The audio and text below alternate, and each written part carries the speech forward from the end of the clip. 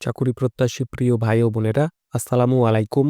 বাংলাদেশের অত্যন্ত সুপরিচিত ও সুনামধন্য বেসরকারি উন্নয়ন সংস্থা সেতু এনজিও সম্প্রতি নতুন করে একটি বিশাল সার্কুলার প্রকাশ করেছে। সারা বাংলাদেশ থেকে আগ্রহী প্রার্থীরা এই সার্কুলারটিতে সম্পূর্ণ বিনা অভিজ্ঞতায় এবং যাদের অভিজ্ঞতা রয়েছে উভয় প্রার্থী আবেদন করতে পারবেন। তো আজকে আমি আপনাদের মাঝে উক্ত সার্কুলারটি সম্পর্কে বিস্তারিত তথ্য জানিয়ে দিব এবং সেই সঙ্গে দেখিয়ে দিব কিভাবে আপনারা এই সার্কুলারটিতে খুব সহজে আবেদন করতে পারবেন। আশা করি ভিডিওটি না টেনে শেষ পর্যন্ত দেখবেন। সেই সঙ্গে আপনি যদি আমার এই চ্যানেলে নতুন হয়ে থাকেন এবং এই ধরনের সার্কুলারগুলো নিয়মিত পেতে চান, তাহলে অবশ্যই আমার এই চ্যানেলটি সাবস্ক্রাইব করে দিবেন এবং পাশে থাকা বেল আইকনটি চেপে অল বাটনে প্রেস করে দিবেন। তো চলুন কথা না বাড়িয়ে পুরো সার্কুলারটি দেখে নেওয়া যাক।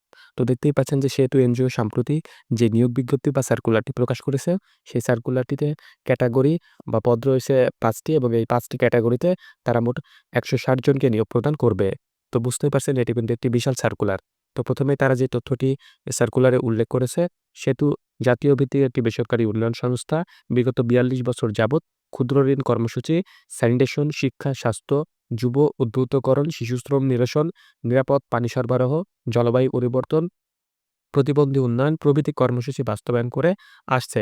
সংস্থা বর্তমানে খুলনা, রাজশাহী, রংপুর ও ঢাকা বিভাগের ১৬টি জেলায় প্রায় ২ লক্ষ পরিবারের সেবা প্রদান করেছে। এমআরএ নিবন্ধনভুক্ত এবং পিকেএসএফ ও ব্যাংক আর্থিক সহায়তায় পরিচালিত দারিদ্র্য বিমোচন কর্মসূচির আওতায় ক্ষুদ্র ঋণ কার্যক্রম বাস্তবায়নের লক্ষ্যে সুবিধাবঞ্চিত মানুষের সাথে তৃণমূল পর্যায়ে কাজ করতে আগ্রহী প্রার্থীদের নিকট হতে নিম্ন লিখিত পদে দরখাস্তের আহ্বান করা যাচ্ছে। অর্থাৎ এই সার্কুলারটিতে যদি আপনি নিয়োগপ্রাপ্ত হন বা এই সার্কুলারটির যে বিভিন্ন পদ রয়েছে, সেই পদগুলোতে আপনি যদি নিয়োগপ্রাপ্ত হন, তাহলে কিন্তু আপনাকে প্রান্তিক পর্যায়ে কাজ করতে হবে। একদম গ্রামে কাজ করতে হবে। সুতরাং যাদের গ্রামে প্রান্তিক পর্যায়ে কাজ করার ইচ্ছা রয়েছে, তারাই এই সার্কুলারগুলোর যে পদ রয়েছে, সেই পদগুলোতে আবেদন করবেন। তো প্রথমে আমি যে পদটি নিয়ে আলোচনা করব, সেটা হচ্ছে সর্বশেষ যে পদটি রয়েছে ফিল্ড অফিসার ৫ নম্বর পদ।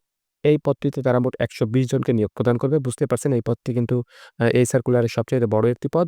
এবং এই পদটিতে আবেদন করতে হলে অবশ্যই আবেদনকারী শিক্ষাগত যোগ্যতা স্নাতক পাস হতে হবে। অর্থাৎ আপনি যদি ডিগ্রি অথবা অনার্স পাস করে থাকেন, তাহলে এই পদটিতে আবেদন করতে পারবেন।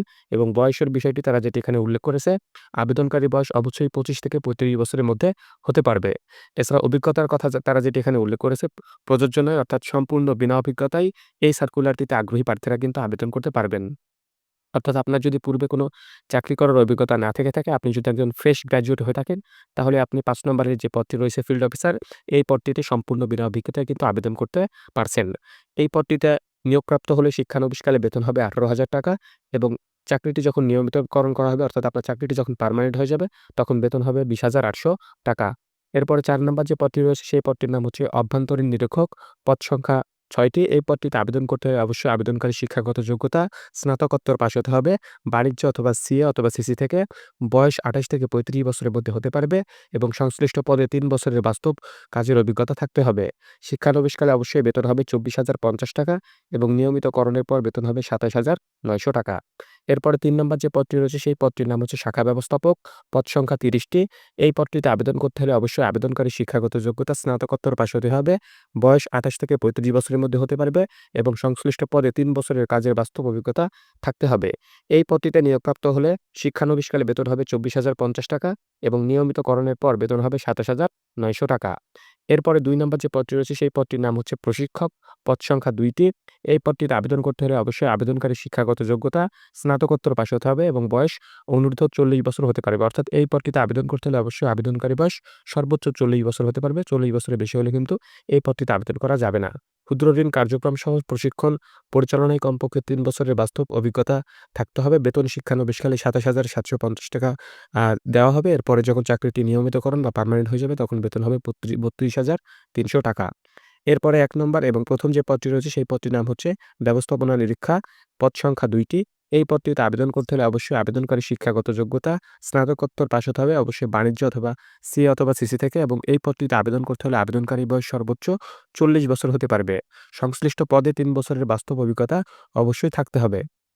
বেতন এই পদটিতে তারা নির্ধারণ করেছে শিক্ষানবিশকালে ৳৩৭,৩৭০ এবং নিয়মিতকরণের পর বেতন হবে ৳৩৯,১২৫। তো এই ৫ টি পদে আবেদন করতে হলে আবেদনকারীর যে নিয়মাবলী রয়েছে, সেগুলো তারা নিচে এখানে উল্লেখ করেছে। আমি একটু পরে আপনাদেরকে জানিয়ে দিয়েছি। তারপর তাছাড়া ১ম এই এরপরে তারা যে তথ্যটি এখানে উল্লেখ করেছে, শর্তাবলী যেগুলো রয়েছে সেগুলো আমি এখন আপনাদেরকে জানিয়ে দেবো। যেমন এই পদগুলোতে যারা নিয়োগপ্রাপ্ত হবেন প্রত্যেকটি পদেরই কিন্তু শিক্ষানবিশকাল হবে ৬ মাস এবং নিয়মিতকরণের পর সংস্থার চাকরির বিধি অনুযায়ী উৎসব ভাতা, নববর্ষ ভাতা এবং বীমা ছাড়া অন্যান্য সুযোগ সুবিধা প্রদান করা হবে। এছাড়া 10% সিপিএফ রয়েছে, অনুতোষিক সহ অন্যান্য সুযোগ সুবিধা প্রতিষ্ঠানের পক্ষ থেকে অবশ্যই আপনাকে তারা প্রদান করবে। ৩ ও ৫ নং পদের জন্য আবাসিক সুবিধা প্রাপ্য হবেন। এছাড়া অধিক অভিজ্ঞতা সম্পন্ন প্রার্থীদের অগ্রাধিকার দেওয়া হবে এবং বয়সসীমা শিথিলযোগ্য করা হবে। বিভাগীয় প্রার্থীদের ক্ষেত্রে শিক্ষাগত যোগ্যতা স্নাতক পর্যন্ত শিথিলযোগ্য হতে পারে। চাকুরিতে নিয়মিতকরণের পর ন্যূনতম ৩ বছরের কাজের অগ্রগতি সন্তোষজনক হতে হবে। তো অবশ্যই এই বিষয়টি কিন্তু মাথায় রাখবেন। ৩ বছর কিন্তু আপনাকে উক্ত প্রতিষ্ঠানে সন্তোষজনক কাজ করতে হবে। চাকুরিতে যোগদানের সময় অবশ্যই ৳১০,০০০ ফেরতযোগ্য, যেটি আপনাকে পরবর্তীতে তারা ফেরত দিবে। এই ধরনের ৳১০,০০০ আপনাকে অবশ্যই জামানত হিসেবে তাদের কাছে প্রদান করতে হবে। এছাড়া ১, ২, ৩ ও ৪ নং পদে মোবাইল বিল সুবিধা প্রাপ্য হবেন। প্রার্থীকে মাঠ পর্যায়ের অবস্থান করতে হবে এবং মোটরসাইকেল চালাতে হবে। এছাড়া লক্ষ্যমাত্রা অর্জনকারীদের মূল্যায়নের ভিত্তিতে উৎসাহ ভাতা প্রদান করা হবে।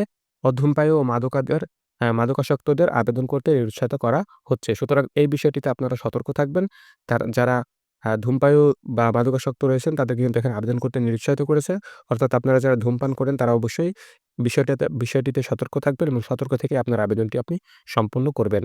তারপরে তারা যে আবেদন প্রক্রিয়াটি এখানে উল্লেখ করেছে, পূর্ণ জীবন বৃত্তান্ত এবং সদ্য তোলা ৩ কপি পাসপোর্ট সাইজের রঙিন ছবি, জাতীয় পরিচয়পত্র সহ সকল সনদপত্রের ফটোকপি, মোবাইল নম্বর উল্লেখপূর্বক স্বহস্ত লিখিত আবেদনপত্র আগামী জানুয়ারি ১২, ২০২৫ তারিখের মধ্যে অফিস চলাকালীন সময়ে নির্বাহী পরিচালক, সেতু, টি&ডি colony road, Kotpara, post box ১০, Kushtia ৭০০০ এই ঠিকানায় সরাসরি কুরিয়ারে ডাকযোগে পৌঁছাইতে হবে।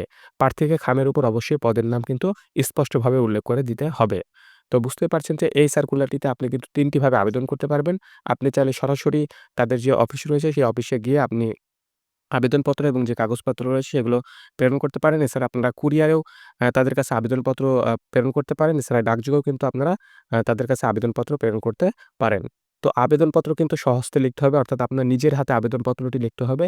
কম্পিউটারে টাইপ করে আপনার আবেদনপত্রটি লিখবেন না, অবশ্যই নিজের হাতে লিখবেন। তাদের যে অ্যা প ঠিকানা রয়েছে যেই বরাবর তারা এই দরখাস্তটি লিখতে বলেছে, নির্বাহী পরিচালক, সেতু, টি&ডি কলোনি রোড, কোটপাড়া, এই ঠিকানায় আপনারা অবশ্যই সহজে আপনার আবেদনপত্রটি লিখবেন এবং আপনার আবেদনপত্রটি তাদের কাছে প্রেরণ করবেন।